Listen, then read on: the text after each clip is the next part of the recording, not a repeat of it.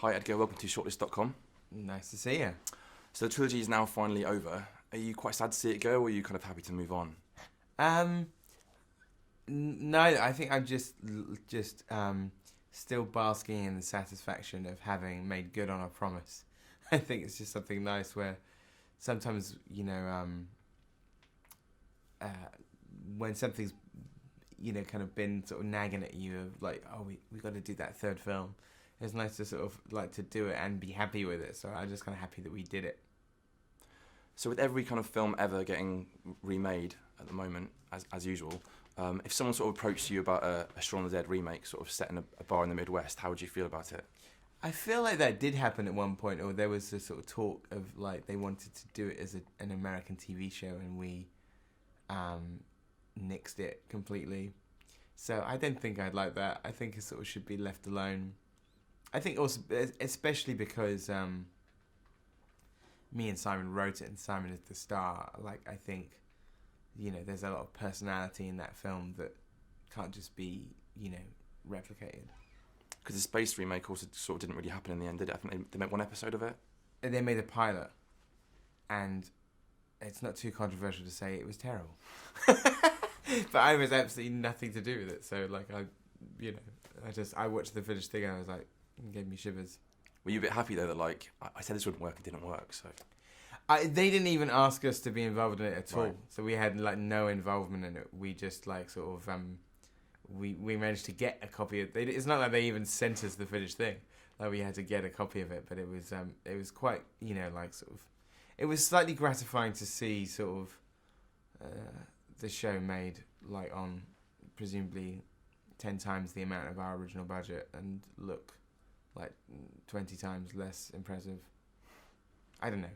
It's just it's a very funny thing with those things, because I think the thing with a space remake is that it's so clear, even if it wasn't before, that the show is all about Simon and Jessica, and they bring so much personality to it. So when you just try and remake that, it just loses its heart, So the films have a pretty intense fan base, as I'm sure you're very aware. What's the weirdest fan experience you've ever had? Nothing too strange. I mean, I'm always amazed when people get tattoos of the characters from the movies. Or sometimes I've met more than one person who has asked me to sign something and has then got it tattooed on their arm. Or a girl got my a signature tattooed on her tummy, which I don't know quite how I feel about that. Like, I wouldn't want my signature on my tummy, so it's kind of sweet in some ways, I guess. It's flattering. It is flattering. I still wouldn't recommend it. Have there been any sort of left field celebrity fans that you've been surprised who've been a big fan of the movies? That's a good question. Well, we were just the Rock, Dwayne Johnson is a fan of the movies, and in fact, in this one, we actually do some of his wrestling moves within the fight. And so once we'd finished the film, we made sure that we got him a copy of it. So he had a little screening of it whilst he was making Hercules in Budapest. So I just thought that was funny that The Rock was watching the movie and enjoying it, and gave us the okay on the using the kind of the fight moves. Does he own the rights to those moves then? Well, that's what we were wondering. I guess he does, but he was okay with us kind of paying tribute to them. Maybe Vince McMahon will sue us. So would you ever consider sort of a 3D re-release of the films? No. I think they're like sort of 3D is only good when it's like shot for 3D. And I think those movies, there's a lot of periods of like, kind of just conversation in between action scenes. So I don't know whether 3D would really benefit it. How about sort of extended sort of George Lucas style cuts? I don't think there's that much to put back in, to be honest. I mean, on the World's End Blu-ray, there is only one deleted scene. Like, there's only like sort of one kind of minute-long scene that we cut out because the film was very close to the script that we wrote.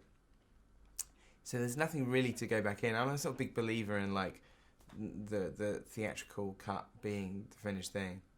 And there's one tiny scene in Scott Pilgrim that like it's only about 20 seconds long, and when I look at it, I'm thinking, I should have left that bit back in. But in terms of the other films, there's nothing I miss from the deleted scenes at all.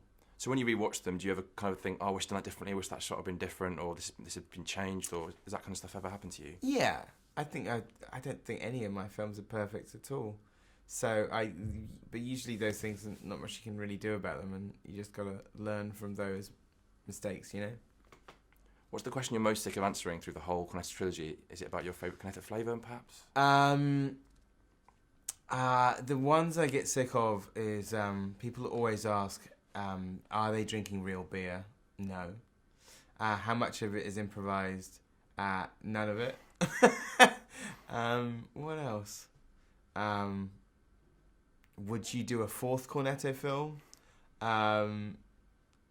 Probably not, but I would like to work with Simon and Nick again. I'm just doing all frequently asked questions now. Is there going to be a third series of Space? No, probably not. Would you ever direct an episode of Doctor Who? Maybe. I was asked once before and I couldn't do it. What else? Is that it? Has that covered everything? Those are all my questions. I'm screwed. I was just trying to think of the ones that most frequently asked. I think the most frequently asked one on the press tour was, are they drinking real beer? Which is a fair question, but when you actually think about what that would be like if they actually did it, it would be an absolute disaster. But some actors apparently do get drunk when they're filming. I think if you were doing like an indie mumblecore film and you were only doing like one take and one long improvised scene, I think you can get away with it. But not in a film where there are like sort of stunts and safety issues. I don't think you want to like be drinking real beer at all.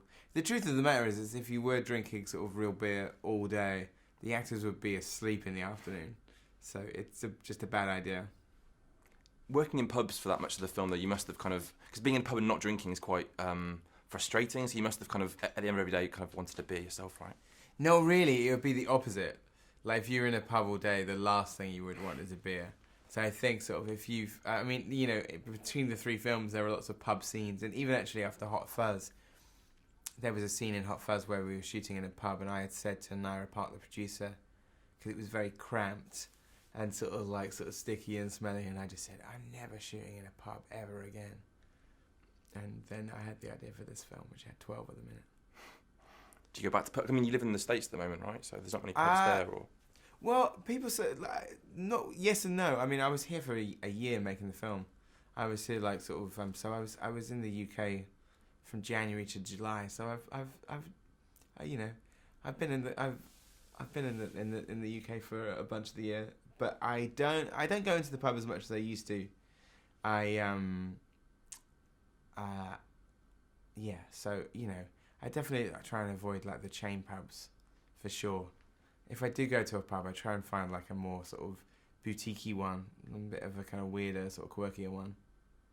The films are so British, and they've done so well internationally, which is quite incredible, considering they're not sort of changed for international audiences. Do you have to explain a lot of things when you're on a press tour to different people around the world, that very British phrases or elements of the film? Not really. I mean, it's always a surprise to me, a very pleasant surprise, especially when they play in like the States and Canada. I was very pleased with the response to the movie there because it is very British and we didn't make any concessions to make it more transatlantic. But I know there's nothing really that people need explaining. It's just the odd swear word and stuff that they don't really use. But I think with the sort of the internet has brought a universality. Is that a word? Yeah, I think so. Is that a word? I'm going to use it. Things have become more universal. So you mentioned it slightly before, but working with Simon and Nick again, are there any projects you actually have in your head that you would like to work with them again, or is it just a sort of maybe? The sort of vaguest wisps of ideas of what we do, you know. I think maybe if we did something in the future, maybe we do something in a different time period, you know, like the things that link the three movies, are that they're all contemporary set, you know, they're all about kind of growing up and the dangers of perpetual adolescence, and they're all about the individual versus the collective, and they all feature fence jumping and cornettos. So that's those three movies. So then if we made another one together, we could do something completely different. So now that you're sort of working on sort of bigger projects now. Is it you just think you'll come back to the UK and sort of make a smaller film in the future, or you kind of? I'd like to, yeah. I love working over here, you know, and it's my home, and it still is my home, you know. It's funny because I always get sort of the people sort of say that I've gone off to Hollywood when in reality I've never shot a film in the United States. Like I went to Canada, and then I came back and edited that American film in London. So I always sort of bristle a little bit at the accusation that I've gone Hollywood when in fact I've like, you know, edited all of my movies in the UK. So what's the big difference between, I mean, because you're working on a massive budget, I guess, for Ant-Man now, is it a completely different experience than anything you're used to, kind of being able to have that much at your hand?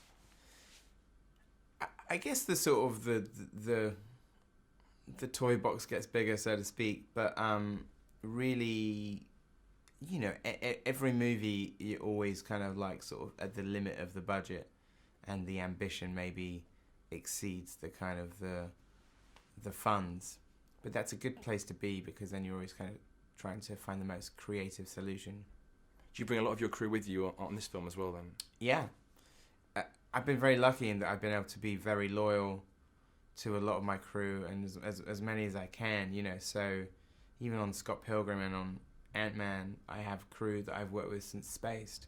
My production, I've had the same production designer since Spaced, same editor since Spaced. My brother has worked on all of the movies. You know, my producer, Naira Park, you know. So that's great, is the people I've worked with since I did TV at Channel 4, I still continue to work with now, which has been fantastic. What stage are you at with that man at the moment? I am in pre-production. How's it going? You notice that my answers are now getting more smaller and more taciturn. It's going good.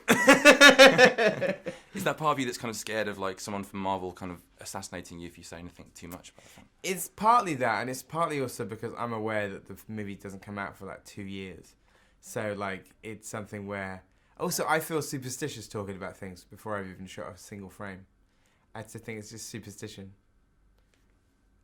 Okay, I'll leave it at that, man. Then. What other projects do you have that you're sort of set on? Do you think after Ant-Man, anything in the future that you'd like to make? Definitely? I have a thing that I wrote for Working Title. That's like an interesting sort of take on an action film that I'd really like to do. I'd like to work with Simon and Nick again. I have this horror film idea that I've been sort of developing with Film 4. I have this sci-fi thing that I'm developing with Bad Robot, so there's a lot of interesting irons in the fire, and the sort of key is to try and like keep working on them so that then when you finish another film, if everything breaks right, you can go straight onto the other one, which is kind of how it's worked out with this. Is that I've, you know, had like 4 weeks off in between The World's End and Ant-Man.